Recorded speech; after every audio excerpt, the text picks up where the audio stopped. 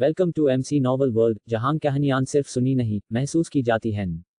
Fire. अगर तुम्हें पसंद है एक्शन, मिस्ट्री और इमोशन से भरी कहानियां। रवि बाबू ने कल ही एक दानव का शिकार किया था। खाल उतारी, हड्डियां निकाली और दानव की कोर जमा कर ली। सब कुछ व्यवस्थित करने के बाद वह नीचे उतरकर घर जाने ही वाले थे कि एक दानव शिकारी, जिससे उनकी थोड़ी बहुत जान पहचान थी, बड़ी विनम्रता से उनके पास आया। रवि भाई, मुझे आपकी थोड़ी मदद चाहिए। उस दानव शिकारी का उपनाम जोरावर सिंह था, मध्यम कद काठी और दुबला पतला शरीर।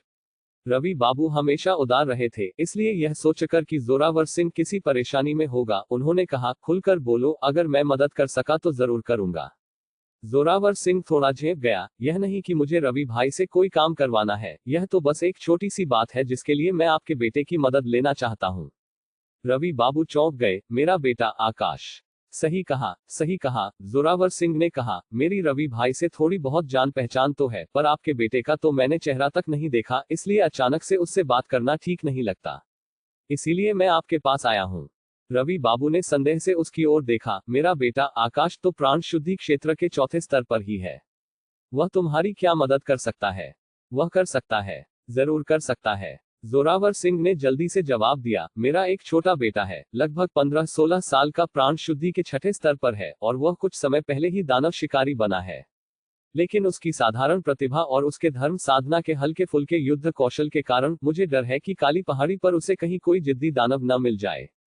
अगर कुछ अप्रिय हो गया तो।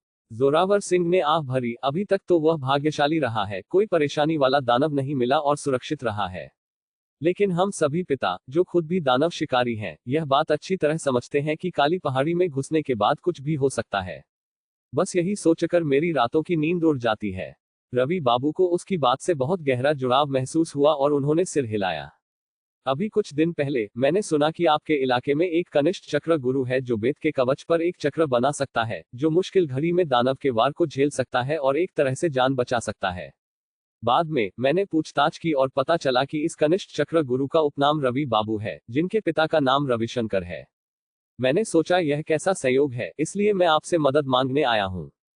जोरावर सिंह ने रवि बाबू को आशा भरी नजरों से देखा, इस बात से डरते हुए कि रवि बाबू मना न कर दे। कुछ देर हिचकिचाने के बाद रवि बाबू ने कहा, ऐसा नहीं है कि मैं तुम्हारी मदद नहीं करना चाहता, लेकिन मुझे बस इतना पता है कि आकाश चक्र बनाना सीख रहा है। जहां तक चक्र पद्धति का सवाल है, मैं ज्यादा नहीं समझता और न ही मुझे पता है कि उसने कितना सीखा है। जिस चक्र की तुम बात कर रहे हो, वह काफी जटिल लगता है। हो सकता है कि आकाश को उसे बनाना आता ही न हो। उसे आता है, जरूर आता है। जोरावर सिंह ने तुरंत जोड़ा। तुम्हें कैसे पता कि वह बना सकता है? रवि बाबू ने हैरान होकर पूछा। मैंने यह बात सूरज चाचा से सुनी, जो अक्सर मेरे साथ पहाड़ी पर दानव शिकार पर जाते हैं। वही सूरज चाचा जो पहले तुमसे बहुत रूखे थे, तुम्हें चुनौती देना चाहते थे और तुम्हारी मुक्केबाजी से ढेर हो गए थे। जोरावर सिंह मुस्कुराया और आगे कहा, उन्होंने कहा कि पुराने मनोज परिवार के बेटे दारा को कुछ समय पहले एक बिच्छू दानव ने सीने में छुरा घोंप दिया था। लेकिन उसके बेत के कवच पर एक चक्र बना होने के कारण उसके महत्वपूर्ण केंद्र को नुकसान नहीं पहुंचा और उसकी जान बच गई। उन्होंने यह भी कहा कि तुम भाग्यशाली हो कि तुम्हारा बेटा अच्छा है। हालांकि उनकी बातें थोड़ी ताने वाली थी, पर उन्हें बुरा मत मानना, आखिरकार तुमने उन्हें हराया था। ओह सूरज चाचा, हाँ, रवि बाबू को अब याद आया। उन्होंने दारा की चोट के बारे में भी सुना था, लेकिन उस समय वह खुद पहाड़ों में थे और नीचे आने के बाद उन्हें पता चला कि दारा अब गंभीर खतरे में नहीं है, इसलिए उन्होंने ज्यादा ध्यान नहीं दिया। दानव शिकारियों का घायल होना आम बात है। जब तक हाथ पैर न कटे, नाड़ियां खराब न हो और जान न जाए, तब तक यह कोई गंभीर बात नहीं है, क्योंकि यही उनकी चुनी हुई आजीविका है। अगर यह दारा था तो यह वास्तव में संभव है। आकाश उनके साथ खेलकर बड़ा हुआ था। उसका दारा के बेत के कवच पर चक्र बनाना सामान्य बात होगी। ऐसे विचार रवि बाबू के मन में चल रहे थे। जोरावर सिंह ने रवि बाबू का हाथ पकड़ लिया। रवि भाई, तुम्हें इस मामले में मेरी मदद करनी ही पड़ेगी। नहीं तो मैं अपने छोटे बेटे को लेकर सच में चैन से नहीं बैठ पाऊंगा। कुछ देर सोचने के बाद रवि बाबू ने जवाब दिया, मैं घर जाकर पूछता हूँ। अगर आकाश को वाकई वह चक्र बनाना आता होगा जिसका तुमने जिक्र किया है, तो वह तुम्हारे लिए जरूर बना देगा। लेकिन अगर उसे नहीं आता तो कुछ नहीं किया जा सकता। जोरावर सिंह बहुत खुश हुआ और तुरंत बोला, धन्यवाद रवि भाई। अगर वह सच में बना सकता है तो आध्यात्मिक पत्थर की कितनी भी कीमत हो चलेगा।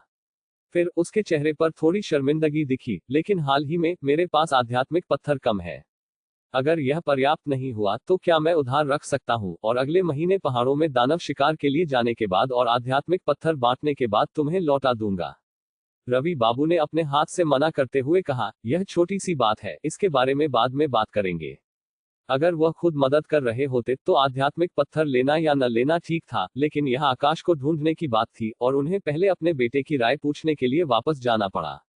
फिर भी उन्होंने सोचा, क्या आकाश को सच में ऐसे कवच चक्र बनाना आता है? मन में संदेह लिए रवि बाबू घर लौटे और सीधे आकाश से पूछा, क्या तुम यह कर सकते हो? बेशक, आकाश ने सिर हिलाया। तो क्या इन दिनों तुम्हारे पास समय है? हाँ। क्या तुम उसकी मदद के लिए बना सकते हो? जरूर। रवि बाबू को उम्मीद नहीं थी कि चीजें इतनी आसानी से हो जाएंगी। जब किसी ने एक दिन पहले उनसे पूरी ईमानदारी के साथ भीख मांगी थी तो उन्होंने सोचा कि यह जरूर कोई मुश्किल काम होगा। आकाश के लिए यह एक मामूली बात क्यों लग रही थी? बनाने में कितना समय लगेगा? यह जल्दी हो जाएगा, आधा दिन, आकाश ने कहा। वास्तव में इसमें 2 घंटे भी नहीं लगेंगे, क्योंकि आकाश की दिव्य चेतना मजबूत थी और उस पर उसका नियंत्रण भी मजबूत था। साथ ही वह लौह कवच चक्र बनाने से इतना परिचित था कि इसमें मूल रूप से कोई कठिनाई नहीं थी। हालांकि थोड़ा अतिरिक्त समय देना हमेशा अच्छा होता था। रवि बाबू ने सिर हिलाया, फिर पूछा, तो चक्र बनाने का सामान्य मुआवजा कितना होता है? रवि बाबू के हिचकिचाते हुए चेहरे को देखकर आकाश ने कहा, पिताजी, क्या आप कुछ और कहना चाहते हैं? थोड़ा सोचने के बाद रवि बाबू ने कहा, उसका परिवार भी गरीब है। उसका छोटा बेटा दानव शिकारी है और उसे सब कुछ तैयार करना पड़ता है। मुझे लगता है कि उसके पास ज्यादा आध्यात्मिक पत्थर नहीं होंगे। अगर तुम उससे थोड़ा कम शुल्क लो तो अच्छा होगा। लेकिन यह तुम्हारा फैसला है, क्योंकि चक्र तुम ही बनाओगे। पहले रवि बाबू सोचते थे कि आकाश की खेती ज्यादा नहीं है और इस प्रकार जो चक्र उसने सीखे थे वे शायद बहुत गहरे नहीं थे। पड़ोस के लिए चक्र ठीक करने में चाहे वह आध्यात्मिक पत्थर ले या न ले ज्यादा फर्क नहीं पड़ता था, थोड़ा बहुत नुकसान भी ठीक था। लेकिन अब रवि बाबू को एहसास हुआ कि यह अलग बात है। दानव शिकारी जिन चक्रों का उपयोग कर सकते थे वे निश्चित रूप से केवल 2 या 3 पैटर्न वाले साधारण प्रकार के नहीं थे। यह कि आकाश ऐसे चक्र बना सकता था, इसका मतलब था कि वह लगभग शहर के उन औसत चक्र गुरुओं के स्तर पर था। रवि बाबू जानते थे कि चक्र गुरु बनना कितना मुश्किल था। यहाँ तक कि सबसे साधारण चक्र गुरु भी पूरी लगन से अध्ययन करने में 1 या 2 दशक खर्च करते थे। और आकाश केवल 11 या 12 साल का था, जिससे पता चलता है कि उसने लगभग अपना सारा उपलब्ध समय चक्र सीखने में लगा दिया था। जबकि दूसरे बच्चे अभी भी खेती की शिकायत कर रहे थे और रोज कहाँ खेलना है यह सोच रहे थे, आकाश दिन रात चक्र सीख रहा था। रवि बाबू को याद आया कि जब भी वह पहाड़ों में शिकार करके लौटते थे आकाश लगभग हमेशा चक्र बना रहा होता था। कभी कभी जब रवि बाबू देर से लौटते थे तो भी आकाश के कमरे की रोशनी जल रही होती थी। रवि बाबू को थोड़ा दुख हुआ और वह नहीं चाहते थे कि उनका बेटा इसकी वजह से कोई नुकसान उठाए। आकाश ने रवि बाबू के गहरे विचारों पर ध्यान नहीं दिया। थोड़ा हिसाब लगाने के बाद उसने कहा, बस बेत का कवच और धात्विक आध्यात्मिक स्याही की एक बोतल ले आओ। स्याही जितनी अच्छी होगी चक्र उतना ही प्रभावी होगा। लेकिन अगर आप अच्छी स्याही नहीं खरीद सकते तो साधारण स्याही भी ठीक है। जहां तक मुआवजे का सवाल है, पिताजी, आपके शिकारी एक दिन में कितने आध्यात्मिक पत्थर कमा लेते हैं? लगभग 5 आध्यात्मिक पत्थर प्रत्येक, मुझे लगता है। एक दिन में 5, लेकिन कोई रोज पहाड़ों में नहीं रह सकता और न ही वे रोज दानव से मिल सकते हैं। अगर मिलते भी हैं तो यह निश्चित नहीं है कि वे उन्हें मार सकते हैं। अगर उन्हें कोई पेचीदा दानव मिलता है और वे घायल हो जाते हैं तो उन्हें गोलियों पर भी खर्च करना पड़ता है। इसलिए आध्यात्मिक पत्थर वास्तव में ज्यादा नहीं है, खासकर यह देखते हुए कि दानव शिकार खुद कितना खतरनाक है।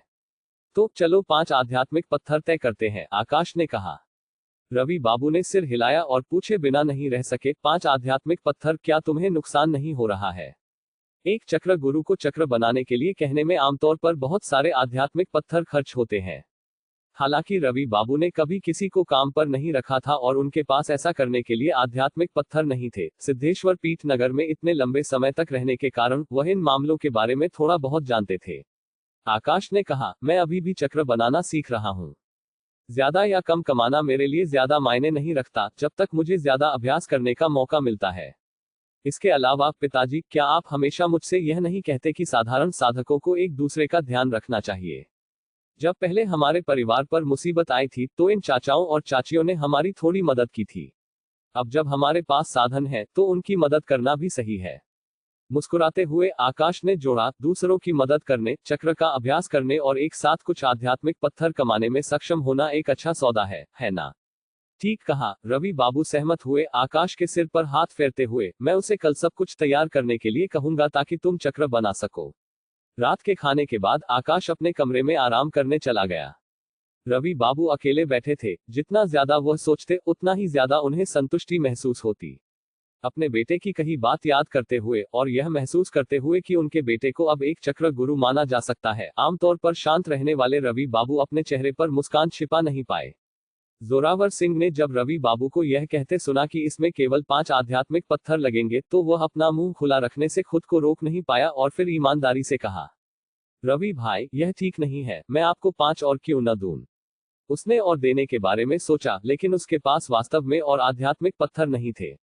उसने सिद्धेश्वर पीठ नगर में चुपके से पूछताछ की थी। एक लौह कवच चक्र बनवाने के लिए वे चक्र गुरु आमतौर पर 50 आध्यात्मिक पत्थर लेते थे और केवल नए कम आत्मविश्वासी चक्र गुरु ही 30 आध्यात्मिक पत्थर मांगते थे। यह सबसे कम कीमत थी।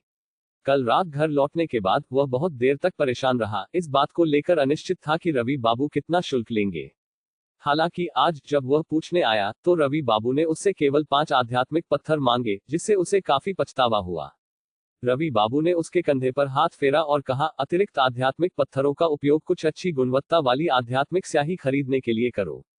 हम दोनों यह बच्चे के लिए कर रहे हैं, इसलिए कृपया मना मत करो। जोरावर सिंह को मन ही मन आभार महसूस हुआ और उसने कुछ नहीं कहा। उसी दोपहर उसने कुछ स्वर्ण पाषाण आध्यात्मिक स्याही खरीदने के लिए समय निकाला और बेत के कवच के साथ व्यक्तिगत रूप से आकाश के घर पहुंचाया। 2 घंटे से भी कम समय में आकाश ने लौह कवच चक्र बनाना पूरा कर लिया और फिर बेत का कवच रवि बाबू को सौंप दिया। बदले में उसने 5 आध्यात्मिक पत्थर और आधी बोतल अप्रयुक्त स्वर्ण पाषाण आध्यात्मिक स्याही कमाए। आकाश ने सोचा कि यह सौदा काफी ठीक था।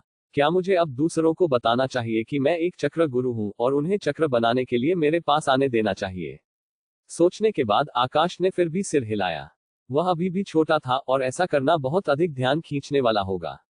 उसे श्रीमान जुबिन की बातें याद थी, जिन्होंने कहा था कि एक साधक को विनम्र रहना चाहिए। एक उभरी हुई किरण के सड़ने की संभावना होती है और एक मोटा सुआ आसानी से काटा जाता है। धर्म साधना की दुनिया खतरों से भरी थी। अपनी वर्तमान खेती और अनुभव के साथ आकाश उन सभी से खुद का बचाव करने के लिए सुसज्जित नहीं था। इसके अलावा चक्रों में उसकी दक्षता पर्याप्त से बहुत दूर थी और चक्रों में और भी कई बारीकियां थी जो उसे सीखनी थी। उसे अल्पकालिक लाभ के लिए लालची नहीं होना चाहिए और धर्म की तलाश के दिल को नहीं खोना चाहिए। इस तरह इस मामले को सुलझा हुआ माना गया। हालांकि अगले दिन जिस दानव शिकारी ने आकाश से चक्र बनाने के लिए कहा था, वह अचानक मिलने आया। उसके पीछे एक सीधा सादा दिखने वाला युवक था। दापू, जल्दी से रवि चाचा और आकाश भाई का धन्यवाद करो, उसने कहा। युवक ने संकोच नहीं किया और झुककर कहा, धन्यवाद रवि चाचा, धन्यवाद आकाश भाई। रवि बाबू ने फिर आकाश से उसका परिचय कराया। यह तुम्हारे जोरावर चाचा है, जिनका नाम जोरावर सिंह है, और यह उनका छोटा बेटा दापू सिंह है। वह चक्र तुम्हारे जोरावर चाचा ने तुम्हें बनाने के लिए सौंपा था। नमस्ते जोरावर चाचा, नमस्ते दापू भाई। ठीक है, जोरावर सिंह ने मुस्कुराते हुए बार बार कहा, इतना औपचारिक होने की जरूरत नहीं है, बस उसे दापू बुलाओ। दारा सिंह ने अपना सिर खुजलाया, हाँ, बस मुझे दापू बुलाओ।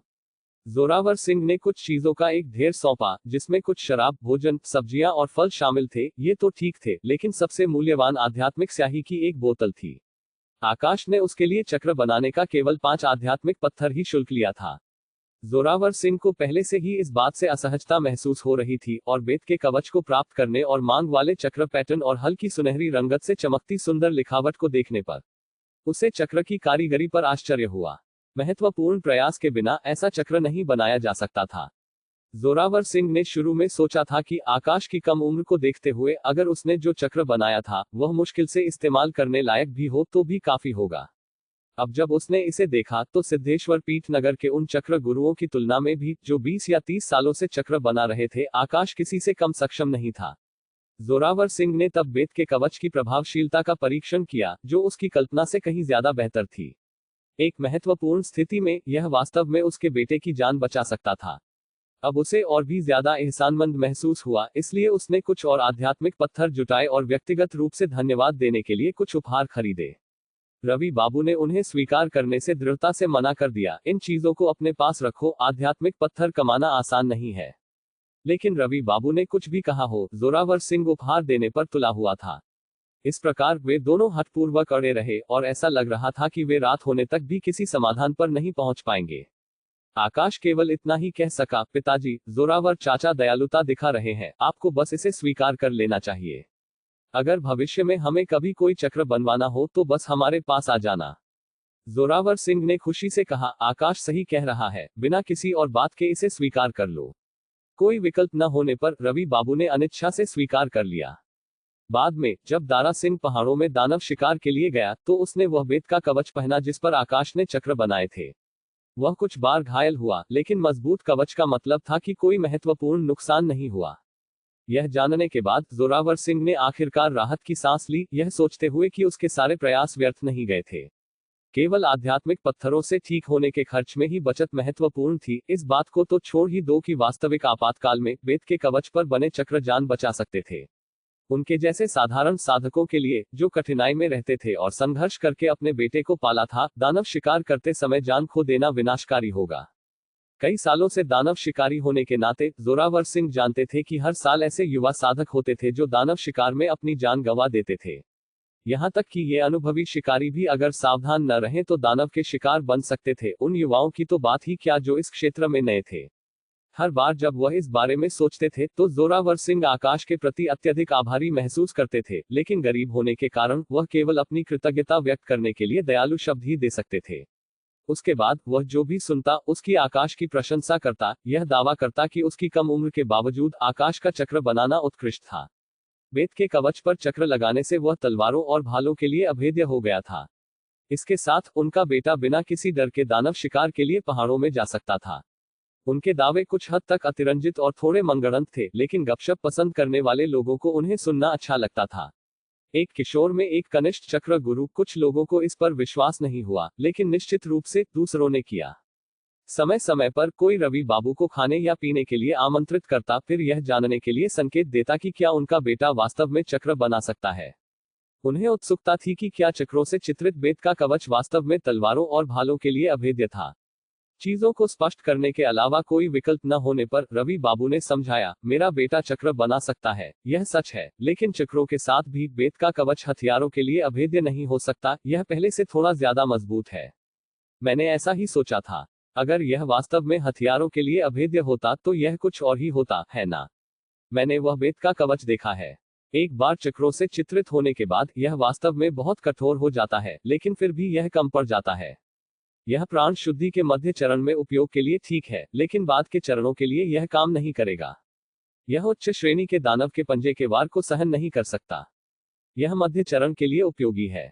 किसी ने पूछा, यह है, और प्रभाव काफी अच्छे हैं। यह कम से कम महत्वपूर्ण हिस्सों की रक्षा कर सकता है। तो मुझे अपने बेटे के लिए एक लेना चाहिए। हर बार जब वह पहाड़ों में जाता है तो मैं डर के मारे पागल हो जाता हूँ। जब मैं जवान था और पहाड़ पर जाता था तो मैं इतना घबराया हुआ कभी नहीं था। मैं ठीक है, मैं मोटी चमड़ी वाला और मजबूत हूँ, मैं दानव के काटने से नहीं डरता, लेकिन मैं अपने बेटे के लिए डरता हूँ। अगर कुछ गलत हो गया तो हो सकता है कि मैं उसका अंतिम संस्कार करने से पहले ही उसके लिए कागज के चढ़ावे जला रहा हूँ, एक हटे कट्टे आदमी ने शर्मनाक मुस्कान के साथ कहा। आखिरकार यह अभी भी केवल प्राण शुद्धि के मध्य चरण के लिए है, इसलिए यह उतना महान नहीं है, किसी ने उपेक्षा से टिप्पणी की। बेशक यह तुम्हारे लिए कोई बड़ी बात नहीं है क्योंकि तुम्हारा कोई बेटा नहीं है। मेरे लिए यह अलग है, मेरे 3 बेटे हैं। रवि बाबू, इतने सालों की दोस्ती के बाद तुम्हें अपने बेटे से मेरे लिए कुछ सेट बनवाने ही होंगे। बस 3 नहीं, 6 सेट बनवा दो। मैं कुछ अतिरिक्त रखना चाहता हूँ। अरे, और मुझे मत भूलना, मुझे भी एक सेट चाहिए। तुम्हारा तो बेटा भी नहीं है, तुम्हें इसकी क्या जरूरत है? आदमी ने पलटवार किया, मेरे पास अभी नहीं है, क्या इसका मतलब यह है कि भविष्य में नहीं हो सकता? यह कोई निश्चितता नहीं है। बकवास बंद करो, अगर वह चाहता है तो उसे लेने दो। तुम्हें क्या पता, उसके कुछ नाजायज बच्चे बाहर हो सकते हैं। तुम बदमाश, क्या कह रहे हो? बहुत ज्यादा पीने के बाद वे एक दूसरे से हाथापाई करने लगे। रवि बाबू को हंसी आ रही थी या रोना, यह पता नहीं चला।